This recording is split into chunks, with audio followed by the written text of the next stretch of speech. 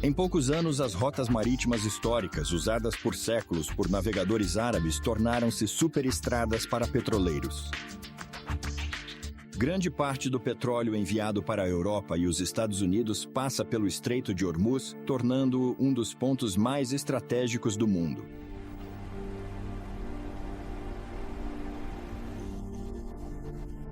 Há grande tráfego marítimo aqui, sobretudo de petroleiros. Ele se concentra principalmente no Estreito de Hormuz. Numerosos navios ancoram ao sul do Estreito de Hormuz. A qualquer momento, há uma média de 100 a 120 petroleiros ancorados naquela zona. Eles ficam ali e descarregam a carga em navios menores. Sim, uma zona de muito tráfego. Os interesses econômicos e financeiros do petróleo são tão importantes para os países produtores e consumidores que, apesar das tensões e conflitos que assolaram a região, a área dos Emirados sempre desfrutou de relativa calma. Mas o perigo é constante, e os riscos foram certamente bem avaliados quando o The Clássico se preparava para oferecer seus cruzeiros na região.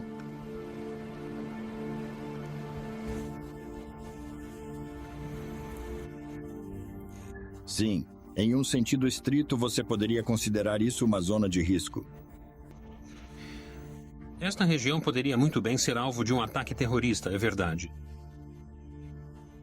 Mas se você analisar mais de perto os países como a Arábia Saudita e os Emirados, eu não creio que haja qualquer risco. Os países fizeram muito para atrair turismo nos últimos anos. E é claro, junto a isso, realizaram o que era preciso para que a região se tornasse segura. Não creio que seja perigoso para nós estarmos nesta zona agora.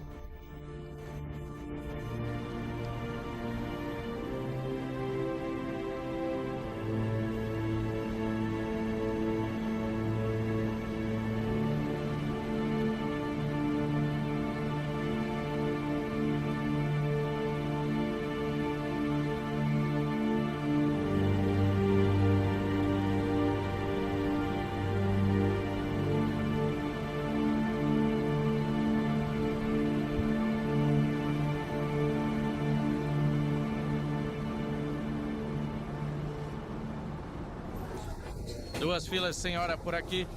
Passe o cartão.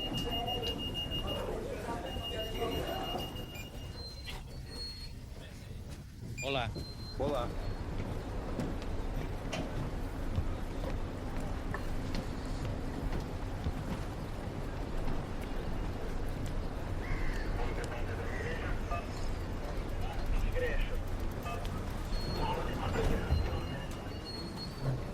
Em alguns portos, somos obrigados a implementar medidas especiais de segurança e a considerar esses portos como de alto risco.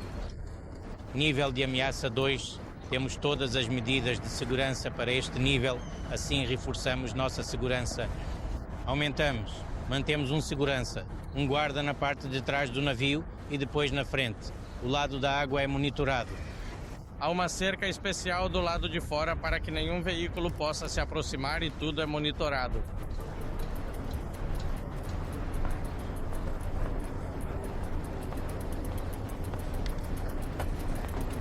Betato. Toma tu na KG. Tomás?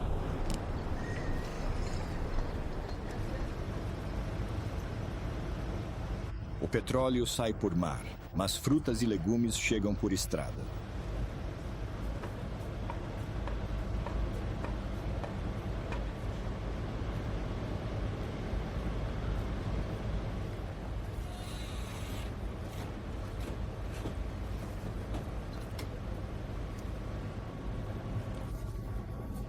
Centenas de caminhões do Kuwait, Síria, Líbano e Jordânia cruzam diariamente o deserto da Arábia.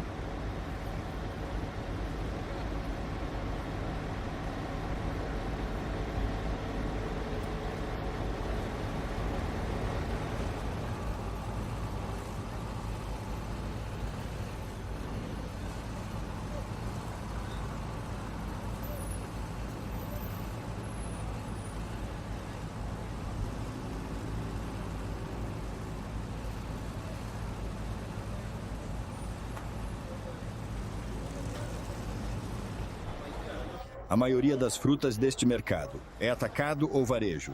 Difícil dizer. Vem de países distantes, com exceção das tâmaras.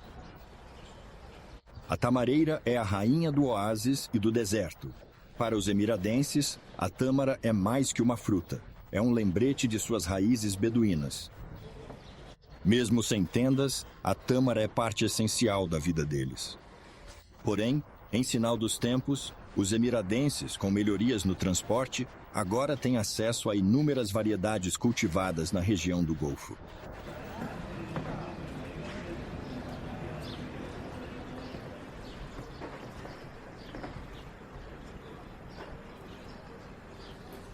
Importamos da Arábia Saudita, Omã, Iraque e Irã. Sim, temos tâmaras de Abu Dhabi, como esta, a preta. Não, e há pacotes, tipo os pacotes. Paquistaneses, indianos e árabes todos compram tâmaras da Arábia Saudita. A maioria das pessoas compra tâmaras sauditas. Temos tâmaras locais, como estas, aquelas e as do Iraque.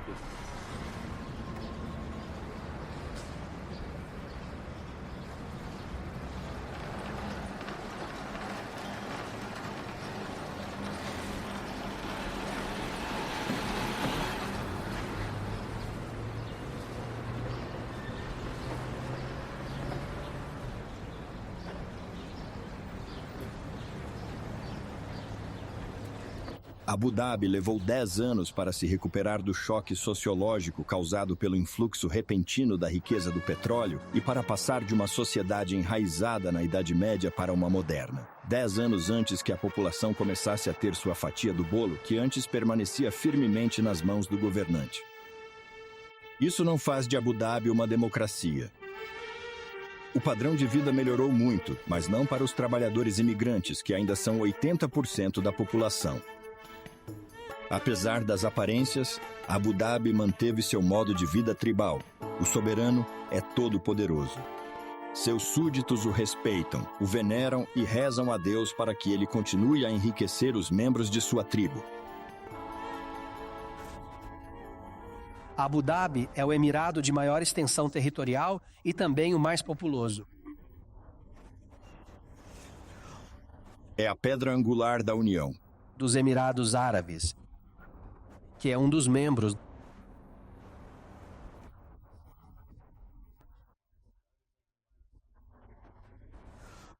das Nações Unidas,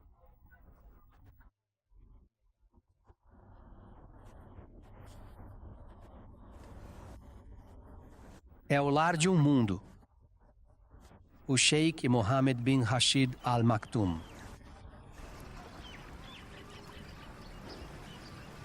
Ele é um príncipe que herdou sua posição de seu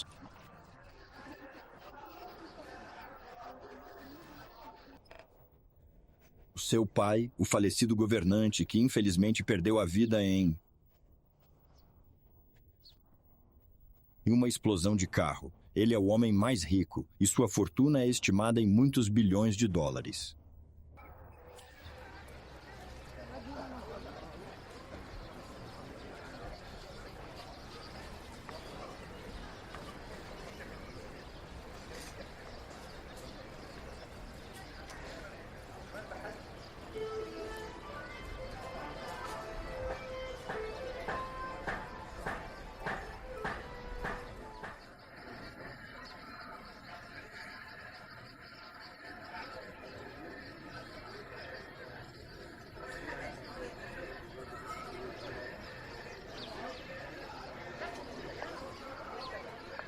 Nem mesmo os Estados Unidos da América, citados como exemplo de rápido desenvolvimento, sofreram mudança tão drástica.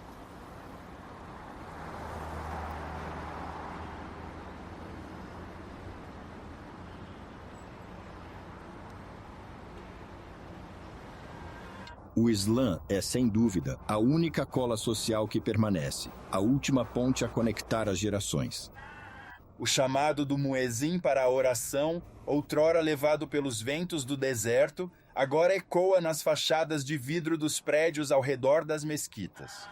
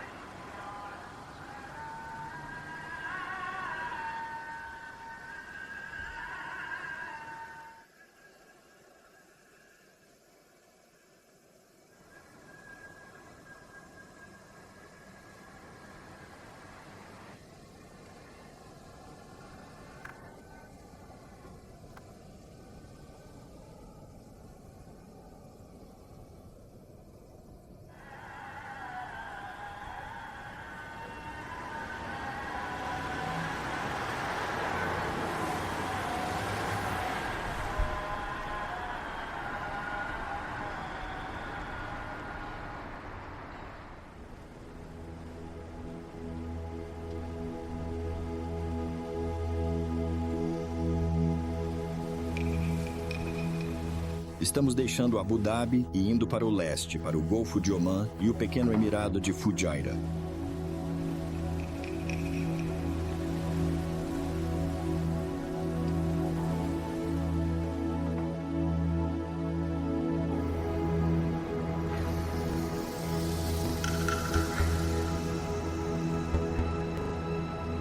Dubai, Manama, Abu Dhabi. Descobrir cada uma dessas cidades importantes do Oriente Médio é, no fim, bastante desconcertante. Claro, admira-se as maravilhas arquitetônicas, mas é como visitar uma exposição com obras feitas do mesmo molde. Cidades antigas, com sua história, possuem uma alma que falta às cidades novas, de poucas décadas. Como serão daqui a um século? Só o tempo dirá. Fujairah, um dos menores e menos abastados dos 7 Emirados, oferece um cenário diferente. Encontramos uma pequena cidade entre o mar, a montanha e o deserto, uma cidade onde o espírito do passado continua vivo. Esta é uma das mesquitas mais antigas da Península Arábica. Com as suas linhas simples, recorda as mesquitas sahelianas de África, em particular as de Tombuctu, Djenné e Gao.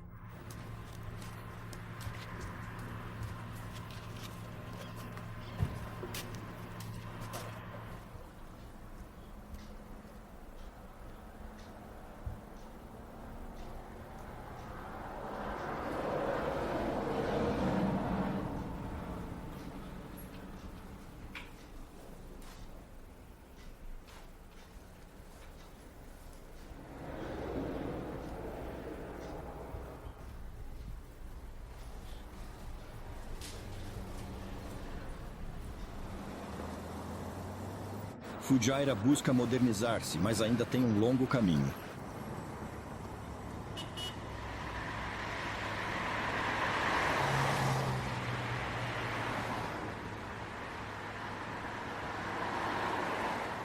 Bem-vindos. Sim, bem-vindos. Depois de quantos anos a viver em Fujairah?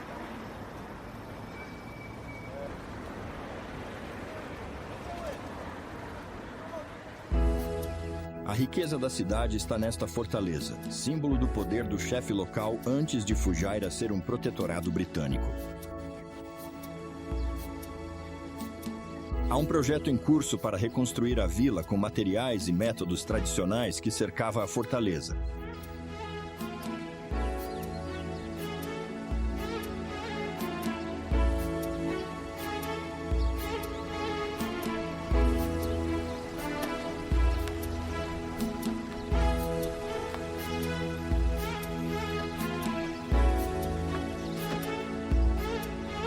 Amrik, um arquiteto indiano, está liderando o projeto.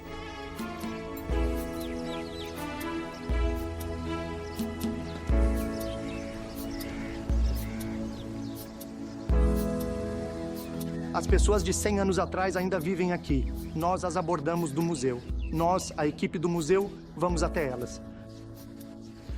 Nós perguntamos a eles como tudo era e o que tinha sido, e obviamente a primeira construção edificada era só o forte.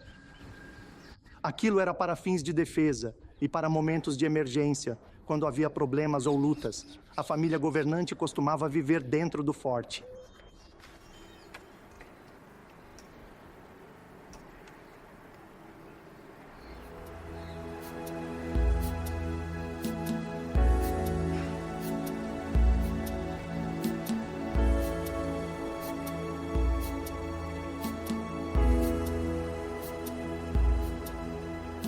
Naquela época, os materiais que eles usavam eram produzidos de forma muito local. É feito de tijolos de barro cru, argila. Ainda usamos o mesmo material.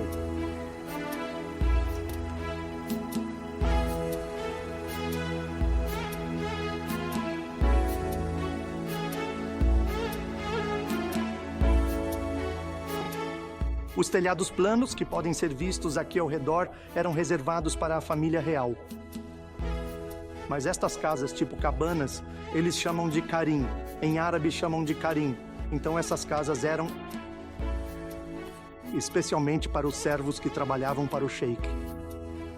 Porém, quando a família se expandia e tinham mais filhos, as crianças habitualmente passavam algum tempo com os servos ou com os guardas nessas residências.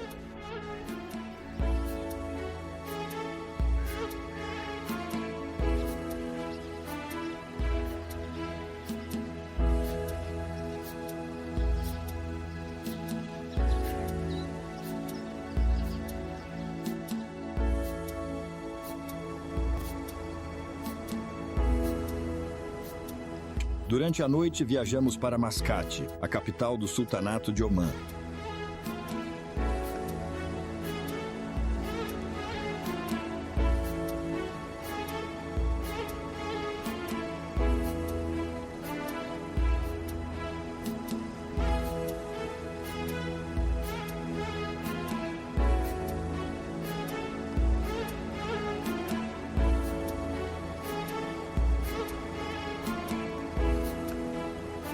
Sob a luz da manhã, Mascate se assemelha a algo saído de um conto de piratas ou das viagens de Simbad, o herói das 1001 noites.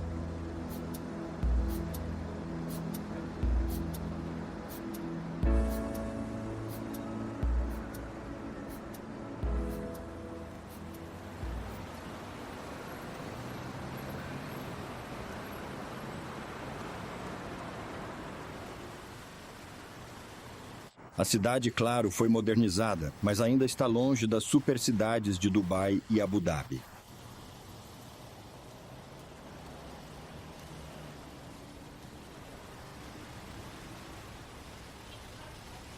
Em Mascate, os edifícios brancos não desafiam os céus, mas se integram harmoniosamente na paisagem urbana.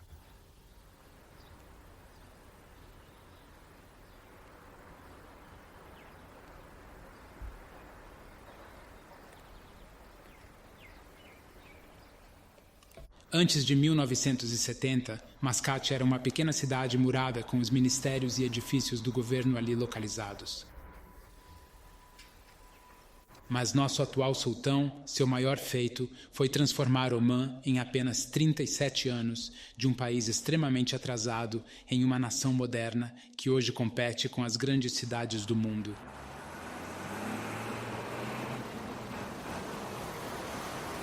Hoje em dia, Mascate é diferente, é uma metrópole. Novas áreas foram abertas e penso que o progresso das cidades é magnífico. A história é rica, remontando a 150 milhões de anos da era dos dinossauros até hoje. É por isso que tentamos manter uma boa mistura de tradição e da nossa cultura, que é a mesma de antes.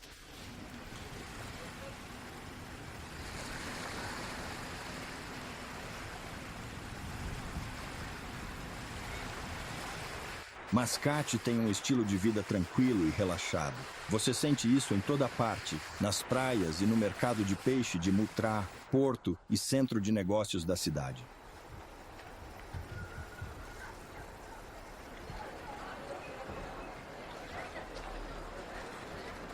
Neste vídeo, mergulhamos no cativante mundo de Mascate, a capital do Sultanato de Omã, que combina história, cultura e progresso moderno, mantendo as suas raízes e tradições.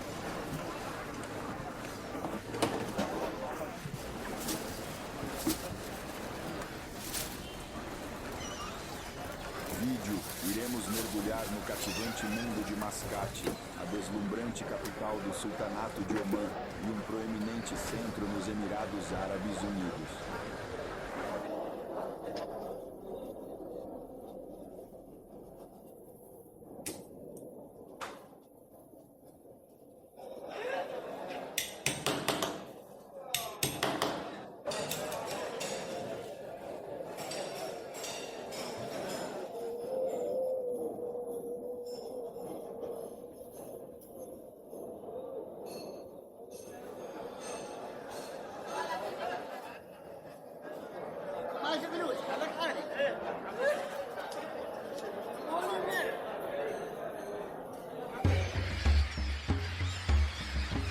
A atmosfera que reina em Mascate e, de forma geral, em todo o Sultanato de Omã, é fruto de uma longa história.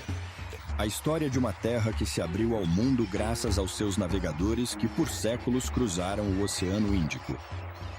No século XVIII, Mascate chegou a ter um império africano, com Zanzibar, na África Oriental, como sua joia. Mascate ainda guarda vestígios desses intercâmbios com o mundo, como aqui no estilo indiano das casas ao longo da orla de Muttra.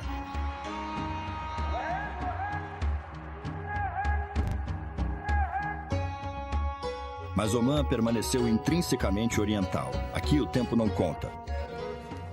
Fique no souk e você entenderá o que queremos dizer.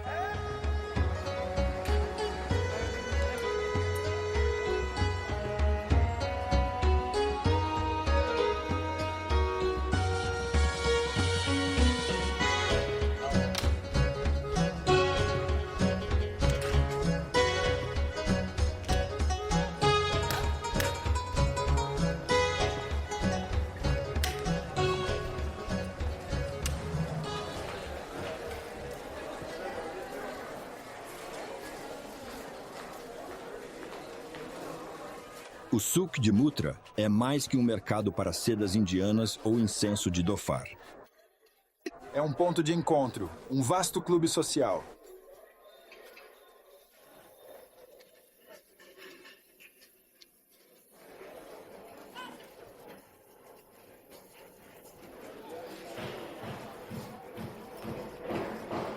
Os corredores do souk de Muttra são como um eco das rotas marítimas que conectaram Omã ao resto do mundo ao longo de sua história.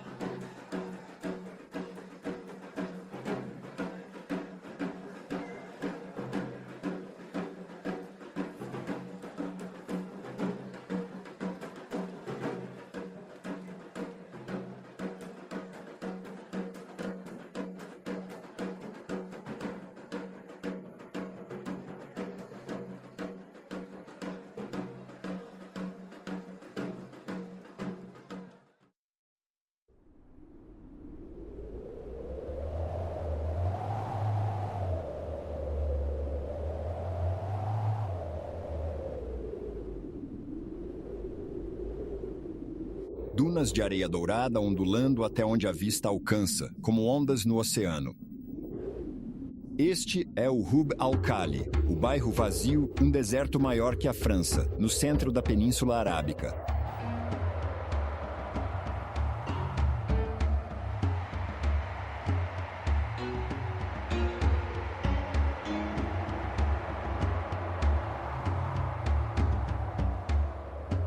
Berço do Islã, este oásis se esconde num dos desertos mais cruéis do mundo, abrindo-se para o Mar Vermelho e o Oceano Índico.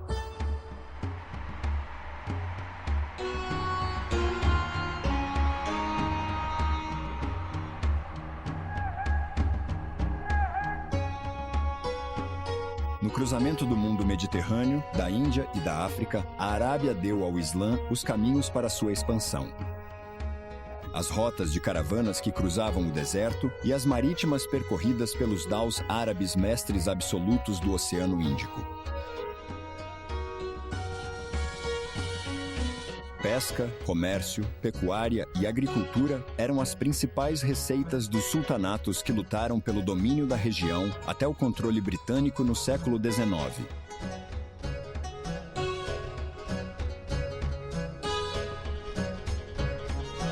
Em 1932, a descoberta de petróleo inaugurou nova era na região. A exploração, inicialmente modesta, acelerou muito no final dos anos 1950. Em poucos anos, o mundo dos beduínos se dissolveu em um mar de petrodólares. 7 sultanatos, como Abu Dhabi e Dubai, se tornaram independentes e formaram os Emirados Árabes Unidos. Para a federação recém-formada e para Omã, independente no início dos anos 70, foi o início de uma nova era. Rotas comerciais antigas foram abandonadas e cidades de vidro e aço brotaram do deserto.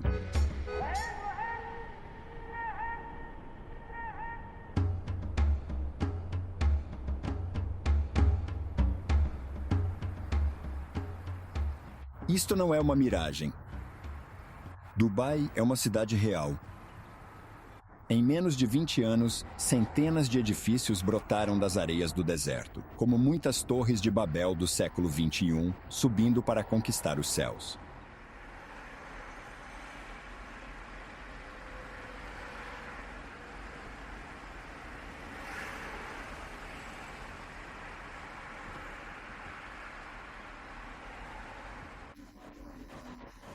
O petróleo acabará em 20 anos. O governo deseja construir uma cidade tão grandiosa quanto Hong Kong, Singapura ou Xangai. E também pretendem aumentar a população e atrair turismo internacional para Dubai. Com o Burj Al Arab, o Hotel Torres Árabes, os Emirados encontraram sua Torre Eiffel.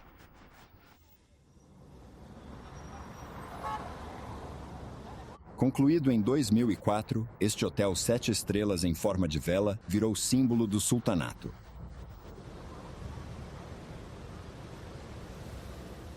Mas não pense em visitá-lo. O hotel é interdito, a menos que possa pagar para reservar um quarto lá.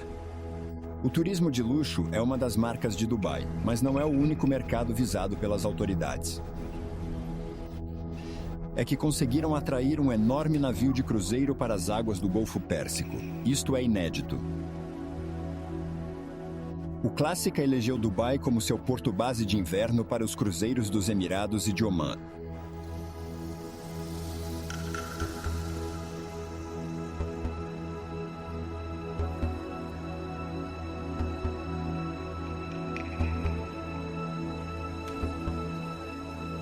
Os beduínos que ali viviam agora se estabeleceram e alguns ficaram ricos mercadores com lojas no souk.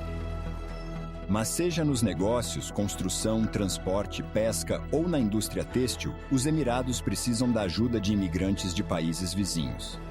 Esses trabalhadores somam mais de 85% da população dos Emirados.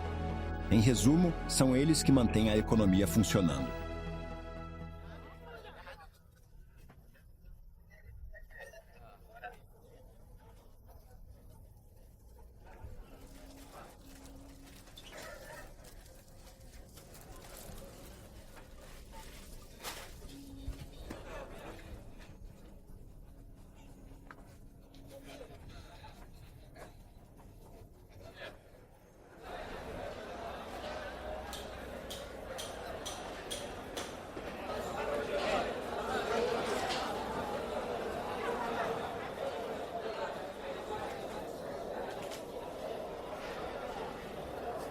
Os imigrantes vêm de todo o mundo muçulmano. Há palestinos, egípcios, sírios, libaneses, mas os mais numerosos são paquistaneses e indianos.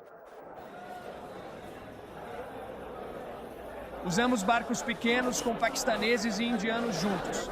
Trabalhamos misturados. Muitas pessoas que trabalham aqui vêm do Paquistão. Eles também vêm de Omã. Uma grande quantidade de peixe está vindo de Omã. Os árabes estão comprando muitos peixes grandes, como o hamur, a cavala e outros peixes grandes. E os indianos compram o peixe pequeno.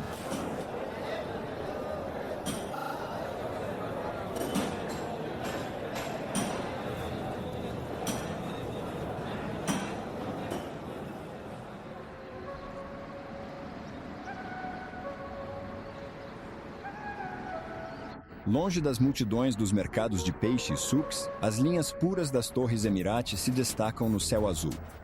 Uma declaração dupla das ambições futuras do país. Dubai espera rivalizar com Xangai e Hong Kong. Não é coincidência que hoje o Emirado, junto com a China, seja o maior canteiro de obras do mundo.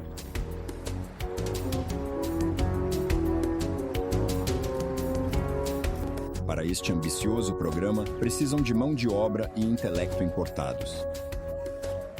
Escritórios de arquitetura europeus e americanos se instalaram em Dubai para estar em posição privilegiada nos novos projetos que surgem diariamente.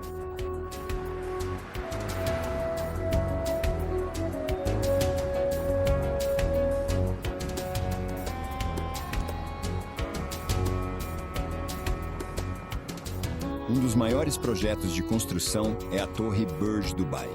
Com 800 metros, logo será o edifício mais alto do mundo. Eu acredito que esta torre alcançará entre 170 e 180 andares. Parece que somente 2 pessoas dentro da construtora MR, responsável por este imponente complexo, têm conhecimento da altura final da torre. Nenhum projeto é muito ousado para Dubai. Torres gigantescas, ilhas artificiais como as Ilhas Palm, que em breve abrigarão 22 hotéis e 400 vilas. Ou o The World, que criará um mapa do mundo na superfície do mar, possibilitando a milionários comprar Inglaterra, França ou Austrália.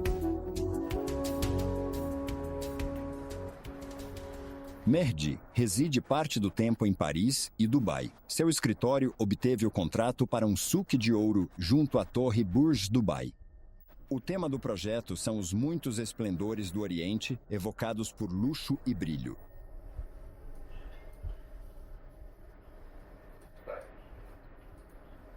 Nós controlamos a qualidade das amostras e projetamos ou redesenhamos ferramentas de design. Creio que Dubai continuará seu desenvolvimento até os anos de 2015, 2020, pois perceberam que os hotéis, as moradias e os escritórios sozinhos não serão o bastante. Então, agora eles tomaram uma nova direção. Construindo parques aquáticos, enormes complexos de lazer, para que qualquer pessoa que venha a Dubai tenha o suficiente para se manter ocupada.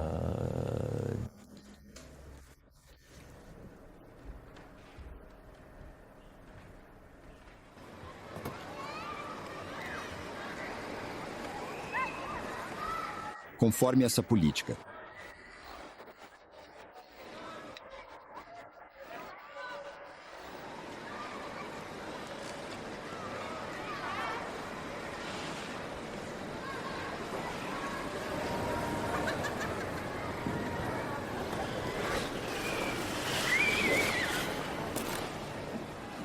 Os próprios emiradenses ainda não estão lotando as pistas. Eles assistem ao show do shopping center. A maioria dos clientes são europeus em Dubai ou imigrantes que trabalham em outros países do Golfo. Adoramos. Bem divertido. Crianças e adultos aproveitam. Achamos Dubai bem divertida e acolhedora, gostando muito daqui.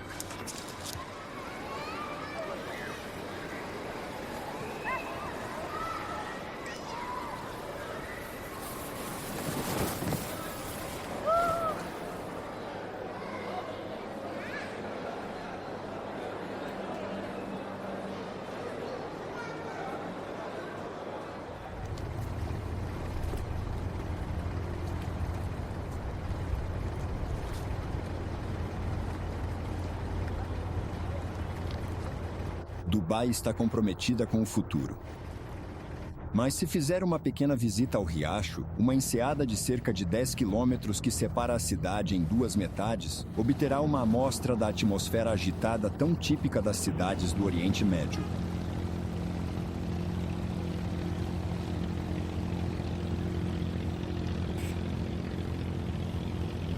Quando o dia termina, dezenas de abras, pequenos táxis de madeira, balançam como minúsculos insetos aos pés dos edifícios que margeiam as margens do riacho.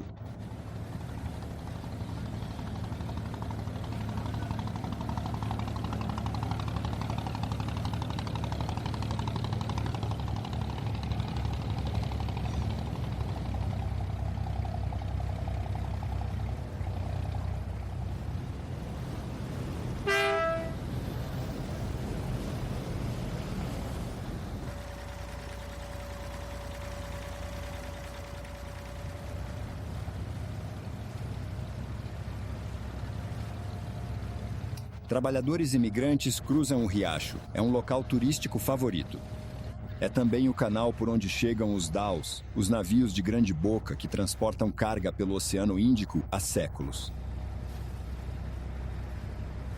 Os dhows são dos armadores e comerciantes de Dubai, mas a tripulação é do Paquistão.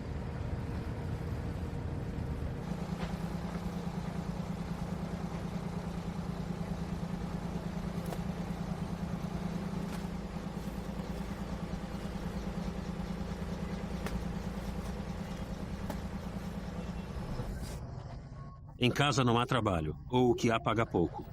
O que ganhamos em um mês não sustenta a família, por isso aguentamos a dureza de sair de casa para trabalhar aqui. É triste, mas o único jeito de sustentar nossa família.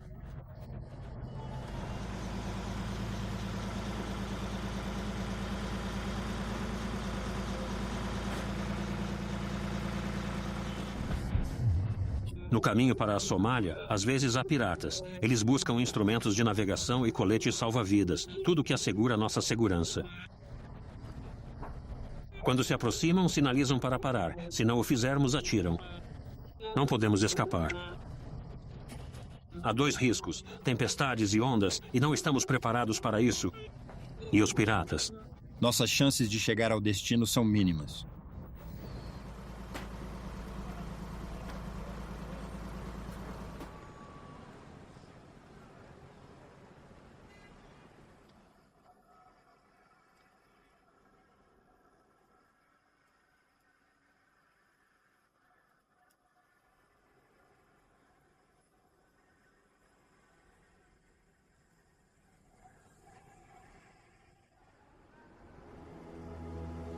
Na manhã seguinte, saímos de Dubai.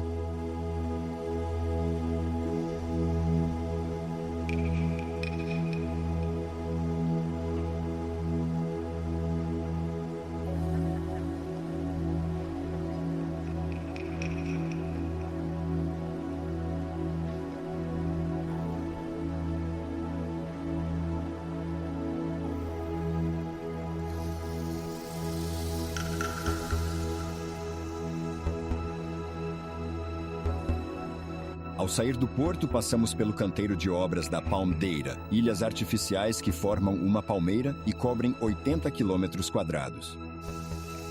Em breve, 8.000 vivendas as cobrirão. Os arranha-céus de Dubai desaparecem no horizonte. Rumo oeste ao Bahrein.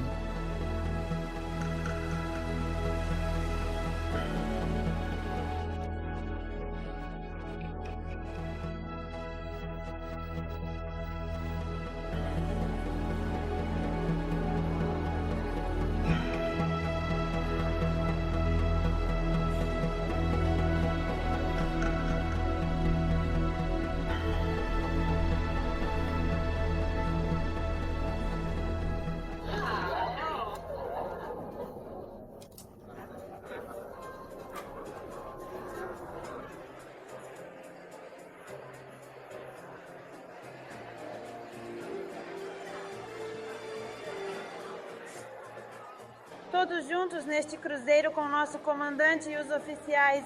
A ascensão do Titanic, todos juntos. Senhoras e senhores, um brinde.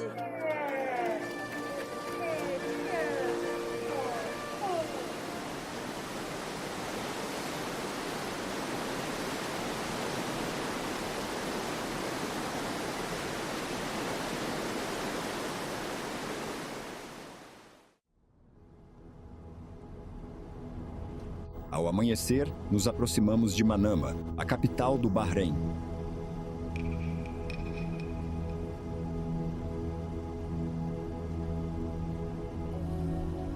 Você não percebe quando chega pelo mar, mas o Bahrein é uma ilha. Uma ilha com um cordão umbilical.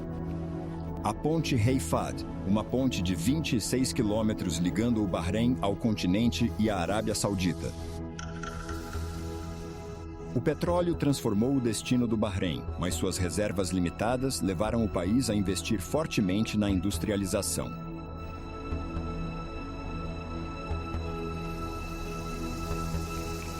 A receita do ouro negro não foi usada para criar uma floresta de arranha-céus sobre as casas baixas da cidade. Manama não é o Dubai. No entanto, fica-se com a sensação de que todas as capitais do Golfo estão envolvidas numa espécie de concurso não declarado para construir o edifício mais alto ou extravagante do mundo, e o Bahrein está certamente na disputa.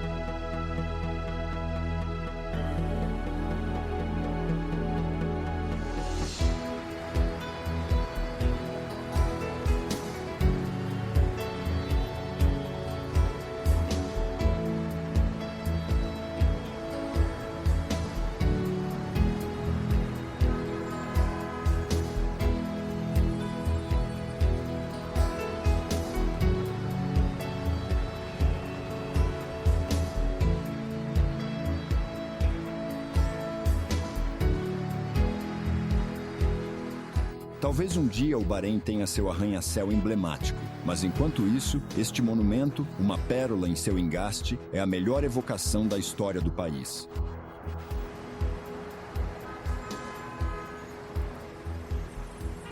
A história de Manama, como a das cidades do Golfo, foi marcada pelo comércio. Por séculos, a cidade foi porto de escala nas rotas para Iraque, Irã, Kuwait e Omã. Os daus navegavam ao longo da costa, transportando uma variedade de cargas: cabras, camelos, frutas, vegetais e, claro, as especiarias coloridas que ainda adornam as bancas no souk de Manama.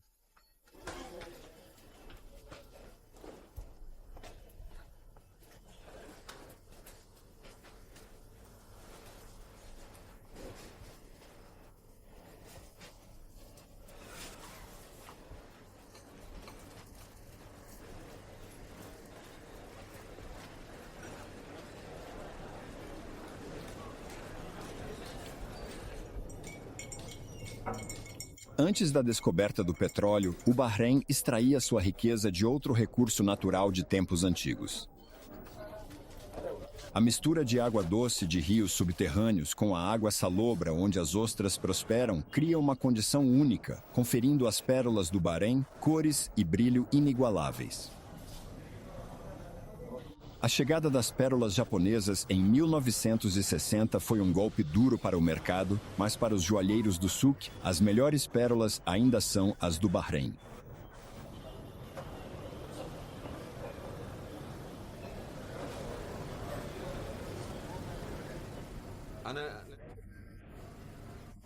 Não sou mergulhador, mas trabalho com os mergulhadores. Claro, o valor de uma pérola depende do seu peso e variedade. Se está limpa ou se tem pontos ásperos. Eu as compro com base no seu peso, mas o peso delas varia. Já não pesamos as pérolas com estas balanças, mas sim com esta. Um modo moderno de pesá-las. Por 100 anos usamos aquela.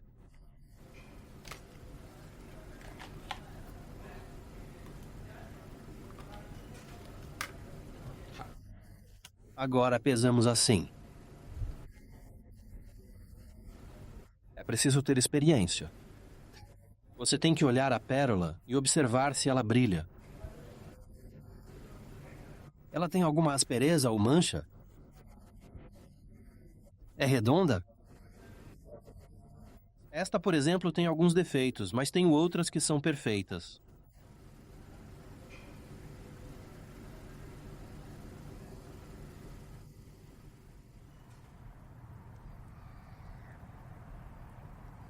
Não existem mais pescadores de pérolas. Esses dias acabaram. Por nostalgia, hábito, paixão e na esperança de encontrar a pérola perfeita, ainda há veteranos como Jásia, que mergulham por pérolas ao largo de Manama. As coisas mudaram desde o tempo em que meu pai ia pescar e o que eu faço hoje. Eu saio porque gosto de fazer isso. Ninguém está me obrigando. Meu pai mergulhava para nos alimentar, a mim e a toda a família. Não havia petróleo, não tínhamos nada, então ele mergulhava em busca de pérolas para sobreviver.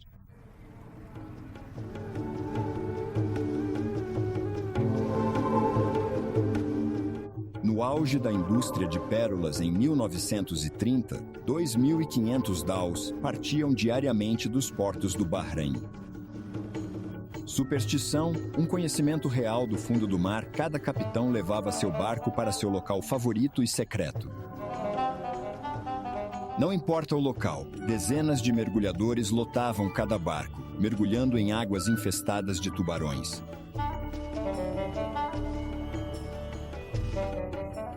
Partimos daqui para ir pescar. Vamos por 1 hora, hora e meia. Às vezes mergulhamos 4 ou 5 metros. Você pega as ostras, sobe e depois desce de novo. Lá você não escolhe. Não, você pega tudo. Lá no fundo não dá para saber qual ostra pode ter uma pérola. É com Deus. A pérola pode estar na que você deixou, então pegamos tudo ao alcance. Às vezes conseguimos coletar 300 ou 400 ostras e ainda assim não encontrar nada. Outras vezes, de 100 ou até 50, você pode achar uma pérola que te renda 4.000, 5.000 dinares. Tudo isso em uma única ostra. Tenho meus locais secretos, mas não os revelo a ninguém. Não se pode dizer para irem a um local e acharem ostras. É fora de questão.